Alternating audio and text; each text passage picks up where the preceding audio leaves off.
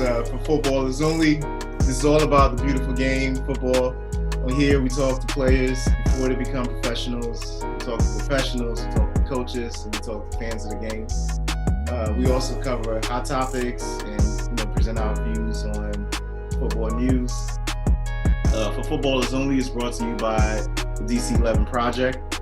You can learn more by going to dcxiproject.com. Well, and the second part is, how do you get the parents to buy into all this process? So the joke is, it's not a joke. It's unfortunate. We really don't have parents at our games. We don't have. Talk to them. They don't know. They don't know yet. Yeah, we don't have the challenge. See, the thing is, our environment is in such a way where the parents are not involved. Like I'm not. I can't that's such an important answer. Wait, go ahead. Yeah. They're just not there. So all this stuff people talk about, the helicopter parents always at the game. I don't have that problem at all. Like, I never had that problem because I never see them. I mean, I'll talk to them, I meet them a couple of times, but it's definitely, and the truth is, a lot of these guys, their parents are working. You know what I'm saying? Like they have double jobs. Their parents are just not driving them anywhere. They have to ask their sister's not ready to do all that driving. It's like such themselves. So in other words, I'd almost say my dad actually made the comment after he came to a few games, like they're more matured, I guess you'd say. You know what I'm saying? Like they're very mature kids. They've had to grow up like men. You know what I'm saying? Take this out, do that, get to the thing yourself, get to this, or get yourself. You know what I'm saying? So it's handle the one kid I was telling you about, things like handle their application process, fill out their FAFSA for financial aid, submit it, talk to the coaches. That's all them, to the point where at the end I'm having conversations with the parents saying, you sure this is a good school? I'm like, they already submitted all the stuff, but so it's like, that's when I typically talk to the parents as of recent is in terms of educating them on, and again, educating them on the college process, the financial process. And now we're looping in some schools that are willing to help out and have Zoom meetings with some of those parents. So that's also a big thing. But the thing is, the one thing I would say is a big challenge, which is why it's going back to, I think, Mike, you had that question, why some of those players are not at some of those Latino parents, maybe not even in the colleges, that there's a lack of education on understanding that they can actually they can actually get to those schools. They actually more than qualify for them schools. The $55,000 to $45,000 schools is just no one ever says anything to them, and they never know. I've had kids that were like, it's not just Latinos, it's Blacks, everyone that's really had a situation. We even had a white kid, the same situation, just never knew that there's grants available to them. There is financial aid, there's federal loans, there's so many things. Like I said, we had a kid right now that's it's a single parent situation. School's $55,000 in Pennsylvania, and he's only paying $8,000 a year. You know what I'm saying? And then he drops that $8,000 on a student loan. And so it's like, that was something they immediately saw 55. They're like, nope, so you can't do it. You just can't do it. And so nothing wrong with going to the community college and things like that. But because that's usually, that was the answer. Yeah, we're just going to MC. We're just going to MC. And that's fine. But there are schools that want them to play at different levels. So if a school in Pennsylvania wants you for 4-year college and you're actually paying almost the same amount you would as a community college, you can try that. And then we work with a lot of community colleges here too, that for players that want to stay local, want a easier route, cheap, actually no cost for some of them. So it's just, that was my summer pretty much. I would say this whole summer was discussing with coaches, discussing with parents, setting up Zoom calls, even to a point where I actually recorded video on YouTube of the process so they can understand it. And so, I say, hey, because it was getting too crazy. I was like, I was dealing on an individual level. So now I recorded a thing and say, send your parents this. Everyone says, oh, FAFSA. Oh, there's, and then everything is like crazy. So I don't really, and then they'll call me if they need me, but I'd be lying to you if I would say that I made all these parents. I don't have a parent problem. Like it's not even a problem. I mean, but when we link up, it's like family. It's like, oh, why didn't you come around the whole time? You know what I'm saying? You know, they don't come to games, none of that stuff. No, some of them do, but not as much as yeah. The younger group we got, the U13s, they're all there. The parents are there, and that's cool. So I really trying to vibe with that group a little bit different so that we can keep that culture going a little bit. Okay, thanks. Mm-hmm. I mean, you touched on this a couple of times, but what would you say is, you know, your most challenging thing that you deal with right now? You know, for a lot of, like, if you ask a lot of the coaches, you know, that deal with youth, they would say that exact thing, parents, right? So there's the parent, but you don't. That's not your issue. Not even close. Yeah. Yeah. So what would you say is the most challenging? So the most challenging for me, for sure, you know, this is a challenge, but it's something that I have put on myself. So these pathways that I'm creating and calling all these different people overseas and setting up all these different meetings and discussing them, that is a challenge, but it's pressure that it's a challenge that I placed on myself. I don't need to do that. You know what I'm saying? And so it's just, but it's a passion to do it. So as I open up doors for one area, let's say in Finland, I need to now, okay, my Finland contact's waiting for a guy, they're waiting for my next player. Mm-hmm. You know what I'm saying? But that player might be going to Poland. So then the guy in Finland's like, you didn't send me nobody. You know what I'm saying? So there's a lot of that has to happen, but it was a path that I created, which is good. But that's true. That's kind of at a good spot right now. The bigger challenge, if I were to say, for the academy today, and it's literally burning me right now, is I'm easing of today, because I just called to try and get a field schedule. Field schedule. It's the cost of the fields, man. It's ridiculous. Like I you know, we're in a league right now. I won't call it a league, but league fees are fine. But the league fees is, let's say, $400. Let's say $300. Actually, it's summer league, $400 summer league. I have to schedule a game, for example, this weekend, and the grass field's taken. Okay, and people always complain about grass field. I'm like, listen, well, I was playing back, you know, when I was playing, it was nothing. But I understand the need for a better pitch. And for example, we called the county. We're like, yeah, you know, you have to set, number one, you have to set a 3-hour limit to purchase the turf field, and it's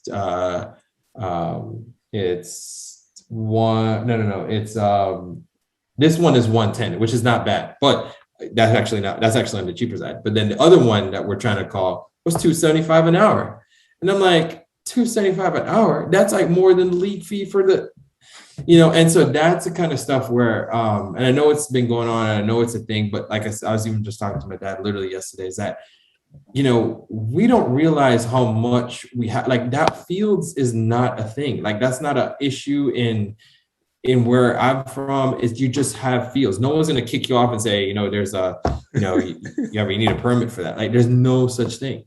Mm-hmm. And so just, you know, but I granted, even then the fields aren't the best, but they had access to the field. Yeah. Even getting on a grass field, somebody could kick you off. It's just, is to me, it's kind of nuts that way. But, that would be one of my biggest challenges, I would say, is access to better fields.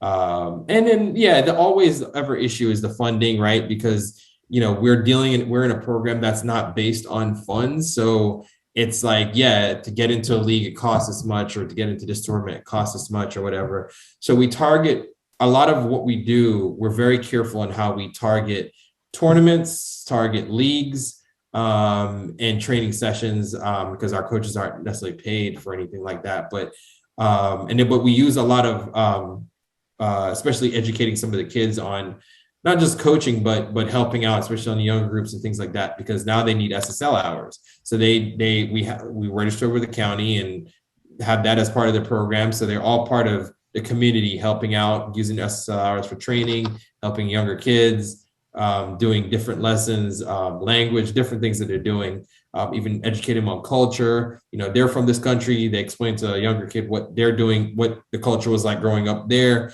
So different things like that we'll do to help them use their SSL hours.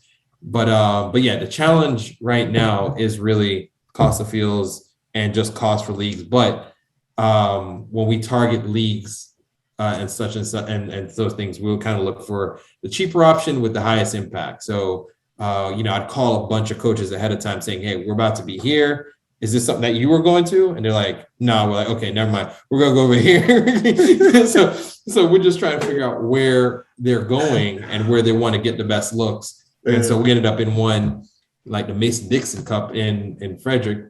I didn't even know a clue about it, but some coaches said they were going there. So I was like, oh yeah, we're going there. So that's kind of the challenge that we have sometimes. But Nice. What would you say? I mean, you have a lot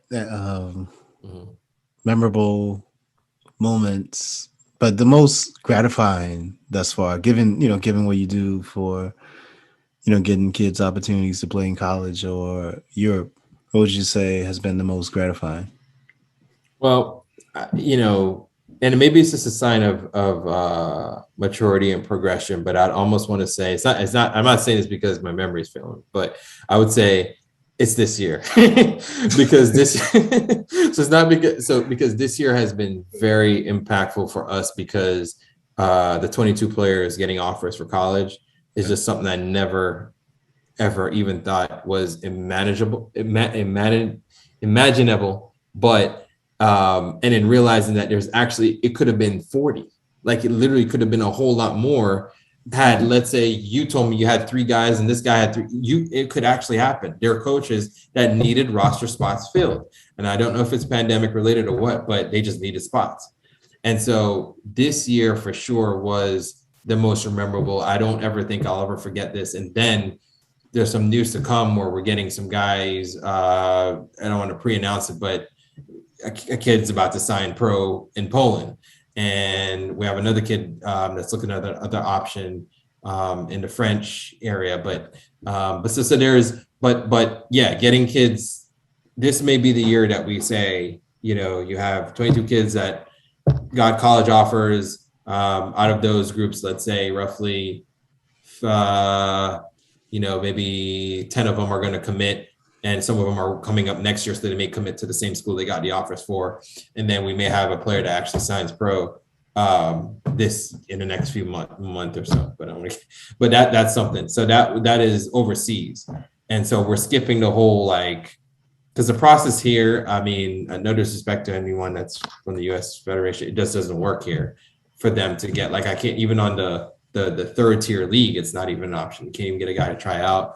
And in USL, even black box. And then I was just talking to some folks at an MLS club.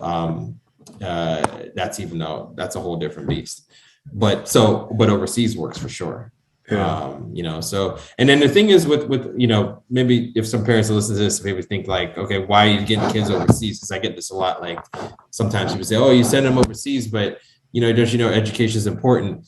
Well, the thing is, what we focus on, education is actually one of our primary things, because to get even to college, you need to have grades. You can be the Messis and Ronaldos combined, and you still won't have the GPA to get into college. So that's important to have those grades. So we have kids, and this is remarkable for me. Like I said, it breaks all stereotypes that people may have think, is that these kids are graduating with 4.0, 4.1s. I'm like, I was talking about that. How is this happening? Where are they getting these things? And they're not from here. That, to me, that's hard. That's not easy. And it was I don't know how they're doing it. And they just have really, really high GPAs. And GPA was not really an issue. I'd almost say there's a 1% that we have lower GPAs than we do on the higher end. So it's actually pretty good on that front. So that's mainly it. But then for the folks that are going off that 1%, going off to the potentially pro options and trials, we work with schools it's not a promo, but schools like UMGC, which is a global campus school, which deals with schools with people who are deployed in the Army and things like that, to register for that, because you're getting a University of Maryland degree and now you're overseas playing ball. And or if you're going to go to UK, then you can get your UK degree and still play ball. So the education is the forefront of it, because we know it has a timeline. And these players even have a shorter timeline potentially, because they have to go through more trials and things, a higher path than say some of the kids who are blessed. That's the best way I put it. There's some kids that are, some situations that are blessed because of the system allows them to not have to worry about that. But these kids definitely do. So yeah. Yep. So we could do this for years. But one of the reasons I wanted to do this, and I told you this as well, is just so that there's some, so it's, it's interesting because, we met briefly a couple of years ago, and then I became your spokesperson, right? To people, in the community, which I thought was a weird, I was like, what? I just met, like you guys have been in the circle for a while. Yeah. And, I think it's important, part of what we do here is we give folks our flowers. We serve as a platform for folks to tell their story. And, for you, like I told you, I want to publicly thank you for the work you do. Appreciate it. Really, these kids really have like a guardian angel, just helping them navigate these treacherous waters, because it can get crazy out here. And you're using a lot of your resources. I know the story to make this happen. And so a lot of what we do as coaches and administrators sometimes it's like a thankless job, but definitely I want to say thanks from myself, for the coaching community, for a lot of these kids. Primarily, I know all of us on here are immigrants, and probably 99% of the kids you're working with are immigrants. And so this is like, you're really doing work that, it's heavily involved in football, but it goes beyond, the impact is like, your son's kids, that's how my family likes to frame things for me. Right. It's like a lot of times when I was younger, I would ask like, why are you doing this? Like for this person or whatever it is. Yeah. And what they'll tell me is like, it's not for this person, it's for their what their grandparents did for my grandparents, like that kind of stuff. Right. And it's not even for, and what I'm doing for them, it's not for you, it's for your grandkids, so it's like that long generational thing is really, you're paying it forward in so many ways, and we really want to. That is true. I never really quite thought through like that, but for sure I can definitely see that and appreciate that, because definitely as you impact their lives, they're going to have an impact on somebody else's. And I've had so many kids that are saying, hey, when I go off to college, I'm coming back in the summer to work and do all this, whatever it is. So I definitely understand that. For sure. I appreciate you guys. Thank you. Yep. It's been a pleasure. How can folks get in touch with you? Because I'm sure, you're going to have a lot of ballers reaching out. You're going to have some coaches. And also, let me say this, because we talked about this. Coaches, yes, we need to get to the point where we're not so territorial, right? Yes. All right. What Yaf is doing is giving kids opportunities that a lot of you coaches do not have the connections or the ability or even the interest to do. And so he's already doing the work. So, all you literally have to do is just connect the kid or the family with him. And, that would open up an opportunity for a kid, beyond just playing at, your club. And the credit, for a lot of coaches, I know they feel like, or programs, they feel like, oh, I'm not going to get the credit, No, you're getting the credit. Yav is not concerned about, getting the credit, it's not an inspired kid or whatever it is. Right. It's, it's all for, it's all for the kids. And what I'm always saying is like, when every kid win, is a win for everybody. All of us win. Yeah, no, for sure. And I mean, we're, like I said, even some of the kids I was mentioning that are going overseas are some of them, like, I remember Larry, I didn't met Larry Mark until that day, and we were hitting it off in a different way. And then we connected in a whole different way. Yeah. And it was his players, some of his players that were taking overseas. So you don't have to you don't have to train with us. You don't need to do nothing with us, honestly. Yeah. You just have to be a player that wants an opportunity, and we'll work with you to get the opportunity. Obviously, we'll assess you and see if you have it. We'll give you the best scenario that we think is the opportunity for you, whether it's college, whether it's this, whether it's that. But and you don't have to take my word for it. Like I said, there's some people say, "Oh, no, you can't be, telling someone where they can go or not go." I'm just saying based on what we can present. Our name's also behind it, right? So we can't present someone that's, only been playing rec ball and wanted to go play for Bayern Munich. You know what I'm saying? So we'll make that, let them know that, and keep a realistic thing. But yeah, if you want to reach out to me for sure, one of the best ways would be Instagram. So at AIFA football I guess that's it, at AIFA football. You can DM me and I'll reach out to you. And then also you could email me at ymarston, YMARSTON at AIFAfootball.org. And yeah, that's the best way to reach out to me. And so we get players literally. I mean, Mike, there's so many players that we get interest from players. Yeah, a lot, but we've had a kid from just even this summer, a kid from Germany reached out to me saying he wants to come here to train. I'm like, why? You know what I'm saying? Like he's already on a academy pro team there. But the word is around that, we help some folks, but he's trying to get to a different opportunity. And then we also helped a kid, right? We helped a kid in the Netherlands who was at Ajax Academy, got cut at Ajax, and is now looking for a college opportunity. So we gave him 3 college offers, and he's about to link up with that school. So he's coming here in the spring to go play for that school. I mean, because he's not good enough, because over there, they're thinking he was trying to get to a pro team.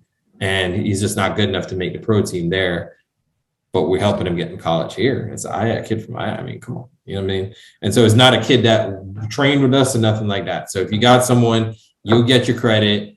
It's nothing like that. It's not, like I said, we're not out here trying to win a bunch of trophies and titles and shine it in your face and nothing like that. It's not that at all. You're just trying to get them opportunities. I'd rather hear more players into positions where they're balling, because you could be holding back players that could be national team players. So I said they let them ball at where the levels they're at. National teams will come calling them.